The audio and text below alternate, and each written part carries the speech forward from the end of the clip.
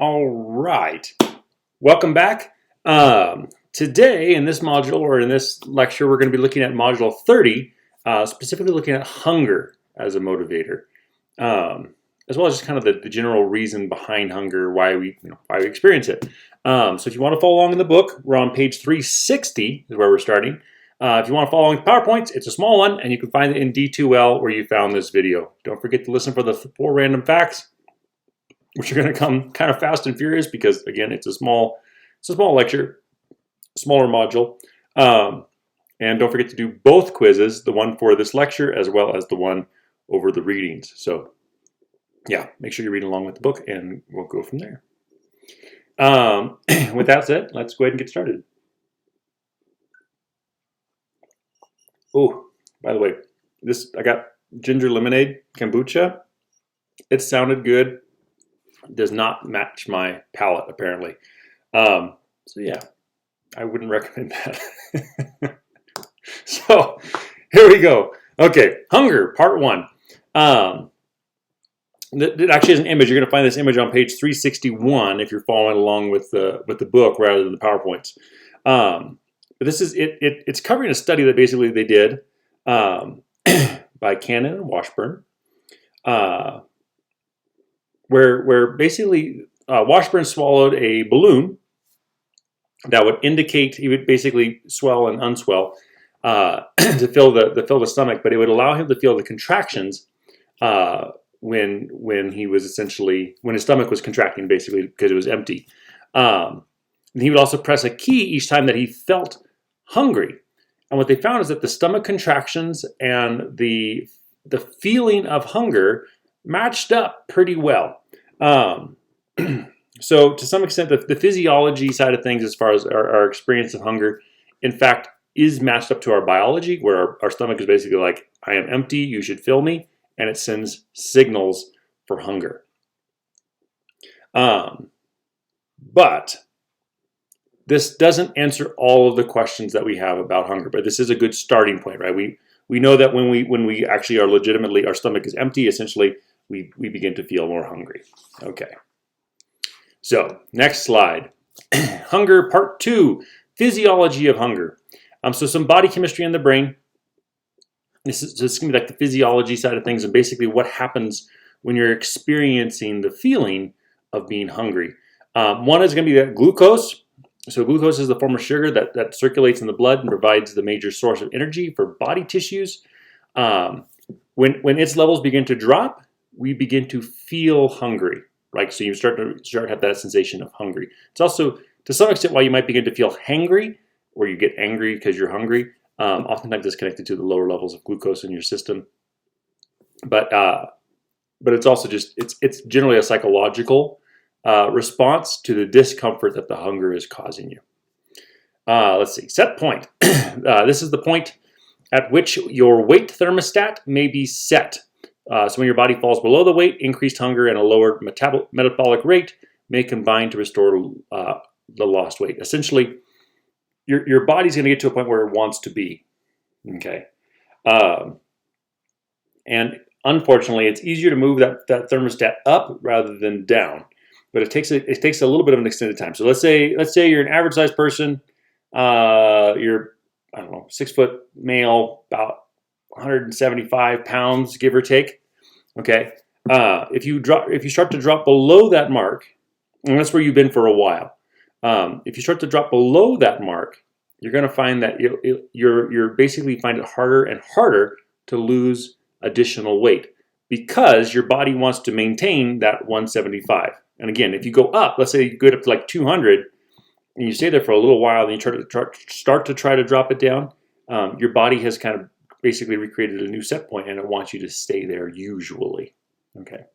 On the other hand, once you get it down where you might maybe want it, it gets harder and harder the lower you get below it.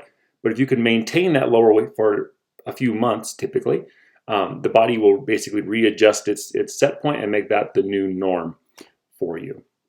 Unfortunately, it also doesn't seem to work in the reverse, where when you start to increase weight, your body like picks up metabolism. Not so much. It pretty much maintains at that level. The basal metabolic rate is the body's resting rate of energy output. How many calories an individual is burning essentially when they're just hanging out, sitting there. And so that's basically what they found there, right? So different people are going to have different rates. You might burn, very few calories per hour just sitting. Other people might burn a relatively high percentage of or number of calories per hour just sitting, depending on body type and their metabolism and all those different things, right?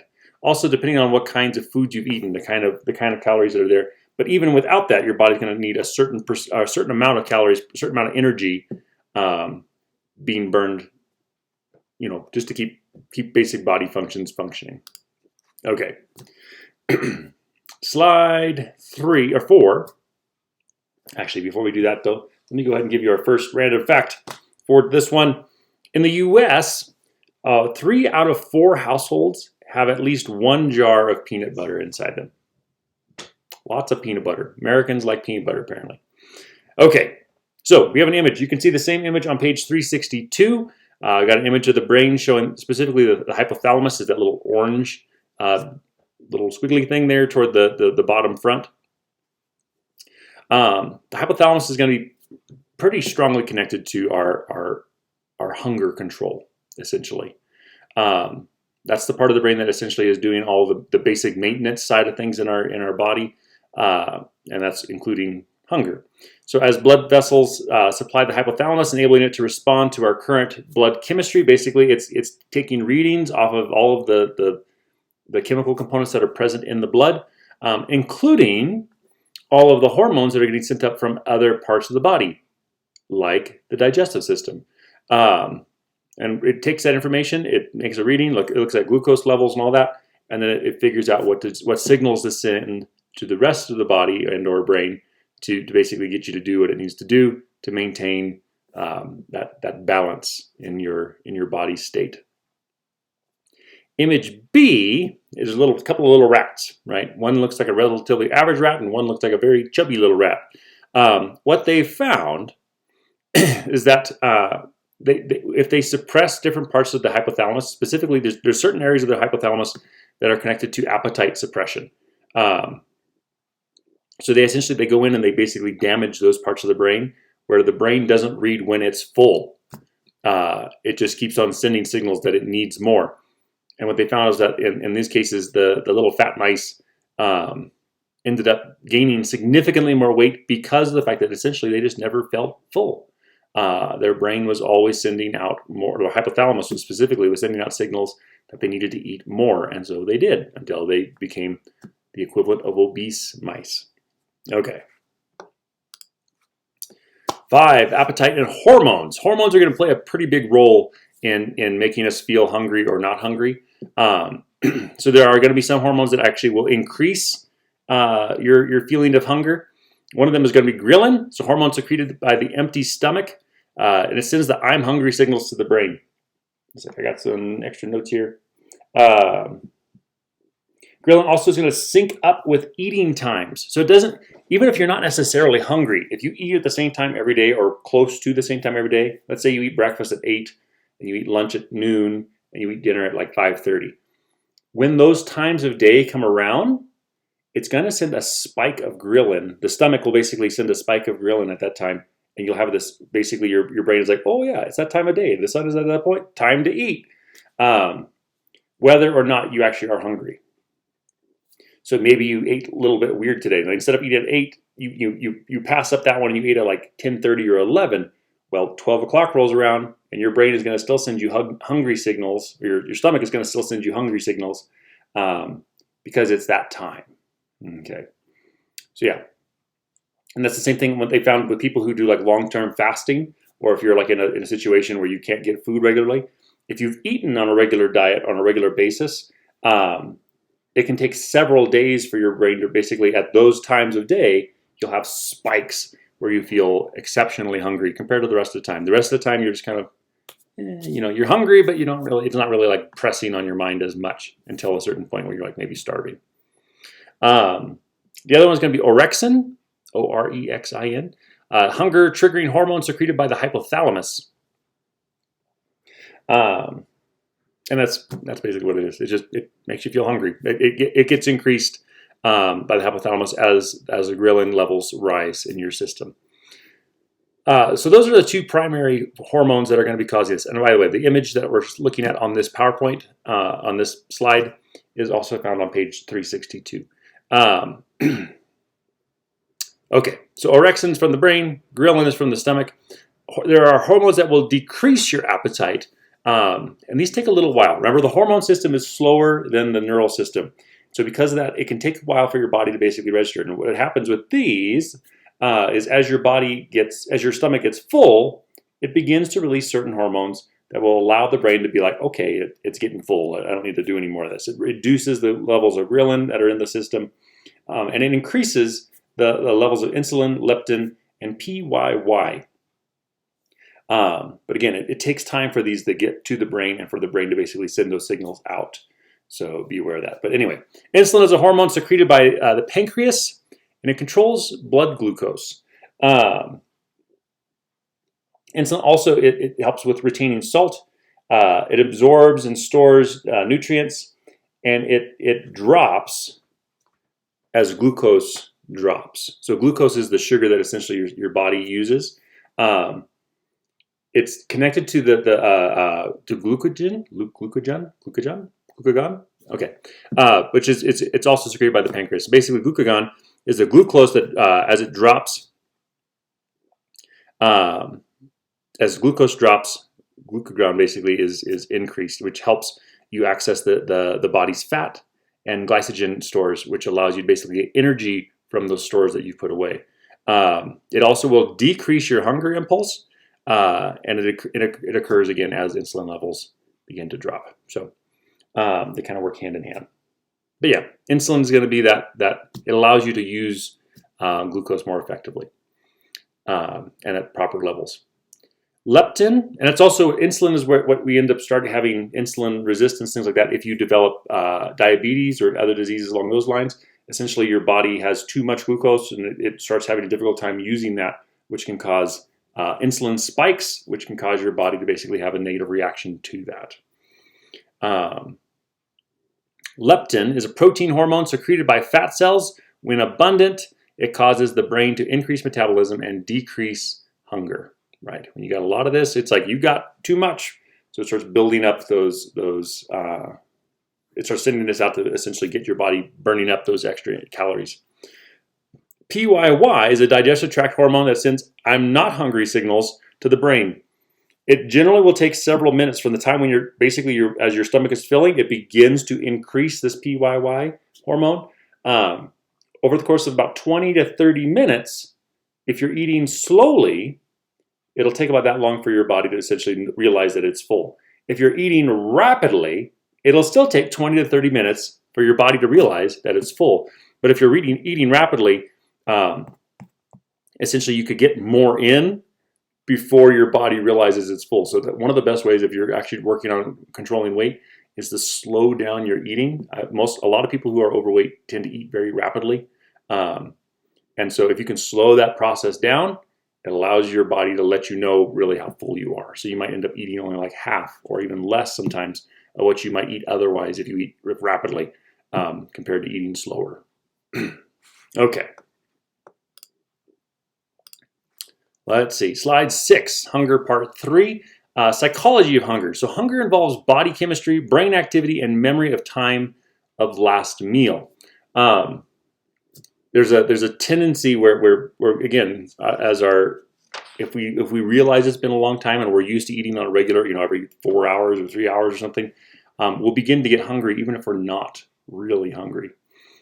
Taste preferences influenced by body cues and environmental factors. So the kinds of food that you're going to want, like this drink. I keep drinking it because I bought it, but I kind of regret that one. But, not a taste preference. But anyway, the basically your tendency to like certain kinds of foods versus others are going to be somewhat shaped by your experience as a child, but also it's going to be the body chemistry overall, right? Different environments are going to be more or less likely to different things. One of the examples that they give in here is going to be like spicy foods. You can find this on page 364, the image that we're looking at here on this slide, on page slide 6. Spicy foods kind of go hand in hand with hotter climates, which makes sense, specifically with meat. If you're going to eat meat and you're in a cold environment, let's say we live in like Finland, right, way up in the northern part of Europe, that meat, for 9 months out of the year, I could kill an animal and I could stick the carcass out there and like hang it up in a tree or something. As long as something doesn't come along and eat it, it would be fine. I could go out there because it's going to be cold enough and or frozen to where it's not going to go bad on me. On the other hand, if I live somewhere like India or anywhere along the Mediterranean or along the equator, it's hot. So the closer you get to the equator, the more likely you are to use spices, because spices are going to allow that meat to stay edible for a longer period in a hotter environment.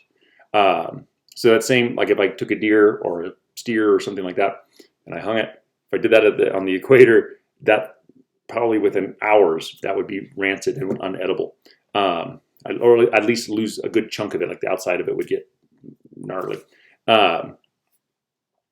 But if I rub spices in that, like black pepper and things like that, that's actually part of the reason why in the past black pepper was prized. Black pepper was worth more per ounce than gold just a few hundred years ago.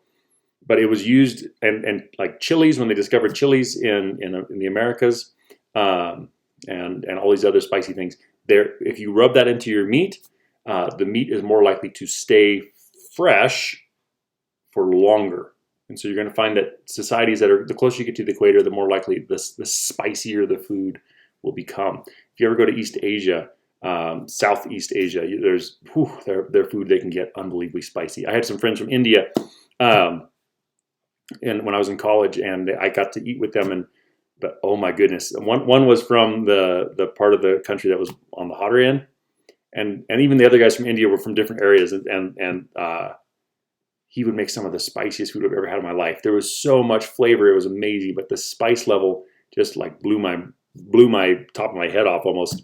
So yeah, they give the example in the book, like for spice levels. You go to like Finland, the average number of spices per dish is 2. You go to India, and the average number of spices per dish is 10, which that's kind of a little bit more obvious one. If you go to like Ireland or England, you're going to find a lot of boring food. Germany too. As far as spice-wise, they just don't use a lot of spices. They might throw some herbs in and things like that, but it's not going to be very spicy at all compared to like Italy, Spain, Portugal, along the Mediterranean and closer to the equator. So, okay. Oh, random fact number 2. In Israel, it is illegal to bring bears to the beach. So if you ever go to Israel, don't bring your pet bear to the beach, because everybody has a pet bear that they want to bring to the beach, right? So, okay. Slide 7, hunger set part 4, situational influences on eating. So there's going to be certain things that are basically going to make us more or less aroused for food. If you smell food cooking, you're going to feel more hungry than you did before, right? There's a reason why when you go into a lot of grocery stores, they've got that fresh bread baking, and they've got the fans blowing right into the entranceway because you smell it, and it makes you more hungry, which makes you more likely to buy more of their food. Don't know why I keep drinking that. So yeah, there's a lot of different ways that we can arouse our appetite overall. Sometimes you can also go where you don't feel hungry, but you eat a little bit, and all of a sudden you realize you're starving. That's your body has realized that food is available, and so it gives those signals. Friends and food. The majority of people are significantly more likely to eat food with more food when they're with friends. You go to like a party or like something like Thanksgiving or Christmas where you're like surrounded by family and friends. It's beyond the fact that the food is tasty more than likely. There's a reason why we eat so much in those kinds of environments. Like if you went to a Super Bowl party or 4th of July or whatever, you're going to generally eat more at those kind of events than if you were at home with your people you eat with regularly. And there's a reason for that. One of the things is that when we're with people, when we're with a group specifically, there's a tendency to amplify our natural behavior tendencies, where the things you do normally get kind of put on steroids, right? So you normally eat this much, and then because you're with friends and it's that social event, it increases the amount you eat, and you don't pay as much attention to what your body is telling you. So if you are trying to manage weight and you're going to be going to a party or something, go with a plan and eat very consciously or mindfully, and that can help you reduce the amount that you end up eating in that area. Serving size is a huge one. They did experiments where they put snacks out and things, and they put different size serving utensils in it. Like they took a bowl of M&Ms, they put a small scoop in one, then in another situation they put a bigger scoop, and they found that the bigger the serving offered, the more calories consumed. And that's basically if it's available, we tend to eat it, which historically, Ice Age hardware in a modern world would have been an advantage, right? We want more calories. We were trying to fatten up for the winter, basically, get ourselves reserves built up. Nowadays, not so much, right? So if they offer you a supersized meal, don't take it. You'll probably be just as satisfied with the smaller one, right? Just because, like a giant Coke, don't drink it. Like, just get the small Coke. Yeah, they're the same price. Who cares? You don't need that much sugar, right? Plates at home, instead of getting the big American, 11 or 12-inch serving platter plates, do like Irish do, right? You eat with a smaller plate. 6 to 8 inches is worldwide more common for a plate that you would put your food on. You can't put as much on. You will feel satisfied with less food because it looks like you're eating a whole plate worth of food.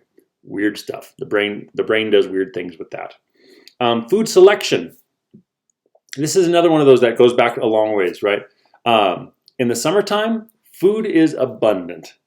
And so we have a lot of options, right? We have lots of fruits and lots of vegetables and greens that are available to us and all these. And so during that time, when there's more options available to us, our brain is wired to eat more. So if you eat a different thing at every meal every day of the week, so say you eat 3 meals a day, okay, your average, American thing to do. And you eat a different meal every single time. So on Monday, you eat, oatmeal for breakfast, a sandwich for lunch, let's say a turkey sandwich for lunch and pizza for dinner. Then on Tuesday, you eat eggs and bacon for breakfast, you eat a salad for lunch, and you have roast beef for dinner. And then on Wednesday, okay, so on and so forth, right? Because of the variety of foods, your brain eats more. It's basically saying, okay, we have abundance, I need to eat more. On the other hand, if you eat the same thing every day or close to it, right? One trick you could do is like every morning you eat the same thing. Let's say you eat oatmeal every single morning. You get tired of it. You get bored with it, right? To where pretty soon it just becomes fuel. You're not necessarily enjoying it, but it's fuel. At that point, the brain goes, okay, we're eating a lot of this thing. Food must be scarce, and it actually will back off your hunger connections. In order, historically, that would have given you the ability basically to stretch out if food is scarce, if it's famine or if it's middle of winter, it would allow you to stretch out more comfortably your rations.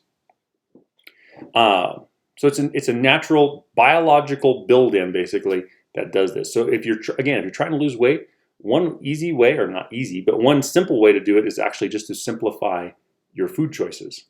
If you eat pretty close to the same thing, we want nutritional food, obviously, but if you eat close to the same thing every day, pretty soon you'll find yourself eating less naturally rather than having to make that conscious willpower choice to eat less, right? And then nudging nutrition. They did a study and they found that they could increase carrot consumption by 4 times in schools by offering carrots at the beginning of the lunch line rather than at the end. Basically by taking the foods that would traditionally be, or basically are unhealthy, and moving them to the very end, and offering the healthier choices first. Even kids are more likely to eat those healthier things rather than the more unhealthy things that are more tasty. So there you go. And you can find all that stuff. You can go in depth on that on page 364 of our book. Okay. Random fact number 3. Without saliva, humans are unable to taste food. So there you go. If we didn't have saliva, there's no sense of taste. You might have some flavor because of smell, but no taste. Basically, there's no way to get the chemicals from the food to the taste buds for it to be received as salty, sweet, and all those kinds of things. All right, hunger part 5, effects of obesity. So physical health risks, there's a lot of things that can go here. There's increased depression, increased chances of bullying, as well as just kind of an overall negative feeling towards oneself. Oftentimes, there's a sense of low self-esteem that's connected to when we get too overweight. Physical health risks are going to be increased chances of heart attack, increased chances of stroke, increased chances of diabetes, high blood pressure, which leads to the heart disease and heart attack, higher chance of gallstones. Arthritis is more likely because you're going to have more inflammation because of the abuse on joints. So there's certain types of cancer that basically the chances of getting them increase significantly with higher body weight. So yeah, there's a lot of potential negatives here. Physiology factors. So genetically, some of this can be blamed on genetics. A small amount of this can be blamed on genetics, basically, right? You can end up being a person that, I'm going to turn the slide on. I just realized I forgot to turn that on. You can be a person that basically has a high metabolism naturally, right? You're like naturally skinny. I am a person that is naturally skinny, which a lot of people are like, oh, poor you. But it really has actually been tough. I have to eat a ridiculous amount of food to maintain weight. When I was a kid, they thought I had a heart problem, but it turned out I just didn't have enough fat and I was getting dehydrated. But so yeah, it's, it can go both ways. Isn't necessarily good, but the physiology factors that are going to lead to obesity specifically are going to be that genetic factor there, right? Storing fat was adaptive. It allows us to basically maintain fat, so that way when the lean times come, we have those extra stores to put away. It's also part of the reason why the older you get, the more your body wants to store. It's because you are less likely to be able to access those foods on your own, and so it might as well store away any extras it possibly can. Set point and metabolism are going to matter, right? Again, that's going to be genetic to some extent. It's also going to be certain choices you've made that allow your body to sit there. And genes do, in fact, influence us, including the food choices and things like that. But environmental factors matter more. So you might have, and in some cases it can be a challenge, right? I have a friend who he's technically obese. He's about 300 pounds generally, give or take 20 pounds either side, depending on the week or whatever. And genetically, that just seems to be his preset. He'll do like massive dieting things, and he exercises more than almost anybody I know. He's super healthy. He's actually extremely strong, and they've done body scans of him to make sure, and his organs and everything are exceptionally healthy. But he just can't get rid of the fat that's on the outside. Like that's just kind of his system. All right, and just because you're skinny doesn't necessarily mean your organs and everything are going to be healthy. Like if you're not exercising, you could have fat built up around your organs, which basically gives you the negative effects of obesity without the physical look of obesity. So yeah, but environmental factors though, so for him, that's a genetic thing, right? His tendency is toward big boned. He's mostly German, and he comes from a long line of like big, strong people. But anyway, environmental factors are going to be things like sleep loss. They found that there's a direct connection between sleep loss. If you're not getting adequate sleep, you are much more likely to gain weight because ghrelin, ghrelin, that hormone that wants to make you hungry, right? It's your stomach starts sending out. When you're tired, your body has a harder time basically reducing the amount of ghrelin. On the other hand, leptin, which is one of the hormones that lets your brain know that you're getting full, is reduced. Your body has a harder time producing it. So essentially, you feel more hungry more often, and you're basically your body starts thinking that you are in fact hungry when you're not. Make sure you get enough sleep. Social influences, again, if you're around a bunch of healthy people, I think we talked about this with like conditioning and everything else too, but if you're around a bunch of healthy people, you're likely going to be making healthier choices. If you're around a bunch of like couch potatoes, you're likely going to be living like a couch potato yourself because you are who you are with, essentially, to some extent. So you can kind of look around and kind of see like who your friends are and who your family is, like how they live and the choices they make. You're going to generally be mimicking them to some extent, at least. It'll be easier too. If you have healthier friends, it'll be easier to make those healthy choices because we like to fit in with the group. So if if your friends are like cyclists or something, there's a good chance that you're going to be a cyclist yourself, but there's also a good chance that you're going to make better choices in food and the like.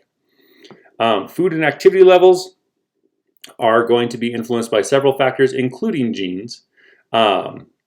So for example, again, I'm thin. I'm just genetically thin. And when I eat a lot, I get fidgety, which used to drive me nuts. It still kind of drives me nuts. If I eat a lot, though, I'll twitch, and my legs I'll be like just nonstop movement.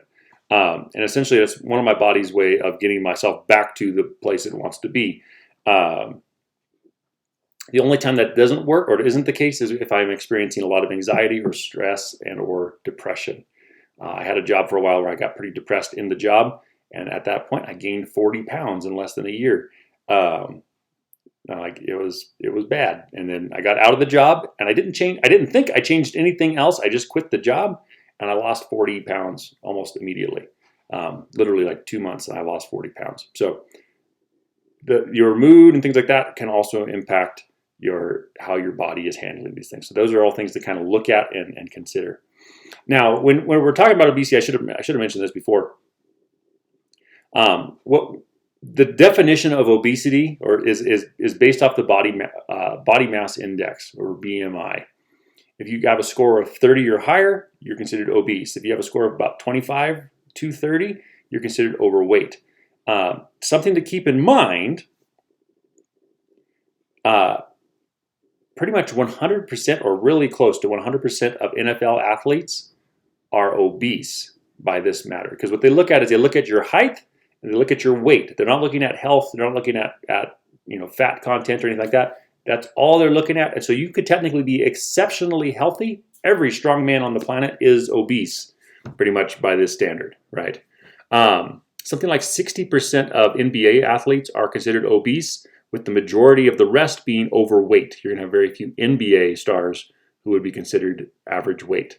And so height to weight ratio can be pretty different. And they're not looking at body type. Again, they're not looking at any of those factors. That's all they look at. And so therefore, you got to take that with a little bit of grain of salt. You might be considered overweight when in fact you're actually very healthy for your body and for your body type. So those are things to consider. Okay, last slide. And before we do that, though, I'm going to go ahead and throw out this last fact. While filming Rocky IV, Dolph Lundgren hit Sylvester Stallone. So Sylvester Stallone said, he actually hit me. And Dolph did it. And it ended up actually putting Stallone in ICU for 9 days. He hit him, it was a body shot. And he hit him so hard that Stallone's heart actually impacted the rib cage, bruising his heart and putting him in ICU for 9 days. They were pretty worried he was going to die. So, yeah, Rocky IV. Dolph was a monster in real life. He was a nice person, but he was a beast when it came to his strength stuff. So there you go. Last slide, hunger part 6, weight loss strategies. You're going to find there's actually a list of these things also, this exact same list on page 366. If you want to highlight that in your book or whatever, it can be useful. But they found beginning when motivated or self-disciplined, right? You don't want to start when you're kind of low. You want to start when you're high in this case, right? You're I am. So this is why New Year's might be a good time to actually get started if you're really wanting to do it, because you feel motivated, time for a change, whatever. Don't just hold yourself to New Year's though. Anytime you're feeling motivated to do it, do it. Give it a try. Okay. With that, include exercise and sleep adequately. Get enough, right? Get enough rest, but also move. Get your body moving and allow it to work. Exercise, interestingly enough, isn't actually the biggest factor in losing weight, but the sleep is a very big factor in losing weight. Exercise is just really good for your body to stay healthy. Minimize exposure to tempting food cues. Get rid of them, right? If they're in your house, get rid of them. If you have I have a secret stash of whatever random food it is you like, get rid of it. Throw it away. Don't eat it. Get rid of it. Give it to somebody else or something. By minimizing that, you're going to reduce the likelihood of cheating, basically, and maintaining weight. Limit your variety and eat healthy foods. So again, choose a food, maybe 2 out of 3 meals. You eat the same thing, right? Every morning for breakfast, you eat the same thing every day. Every afternoon, you eat the same lunch. Make sure they're good, healthy foods. And then dinner, you maybe mix it up a bit, but make it something good and healthy, right? Don't be eating junky food most of the time. Reduce your portions. get smaller plates is an easy way to do that. Go to Goodwill or something and get yourself a bunch of small plates. By doing that, you'll be basically making your brain think it's getting more than it is. Don't starve and stuff, right? There's a tendency toward binge eating when you're trying to really lose weight. That's not healthy either, right? So don't be like, I'm not going to eat anything, and then like except once a day, but that once a day you eat like 3,000 calories, right? That's not good necessarily to do either. Decide what you will eat before eating with others. So again, have a plan. If you're going to a restaurant or something like that, look at the menu beforehand. Make your choice when you're not hungry, rather than waiting until you get there and you are hungry. Okay. And then stick to it, right? If you're going to a party and you kind of plan for what is maybe going to be there, maybe eat before you go. That way you don't have to do it unless it's like a dinner party, in which case maybe one time fudging it wouldn't be too bad. But again, just eat smaller portions, eat smaller amounts. Chart progress online or in a book or something. Chart it is a big one, right? We looked at that in motivation with the idea of kind of like once you have something in place, making a plan and then seeing how it's going. Charting your progress has been proven to have a significant impact, including having like a food diary. If you're in fact trying to lose weight, having a food diary where you're actually taking note of everything that you have been eating, which there are a ton of apps for today. So you don't even have to necessarily have like a piece of paper or anything.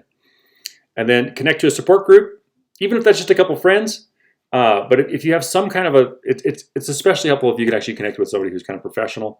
But having those people that kind of hold you accountable to it, and maybe you have to show them your charts or something like that to show how it's really going, that can be extremely helpful.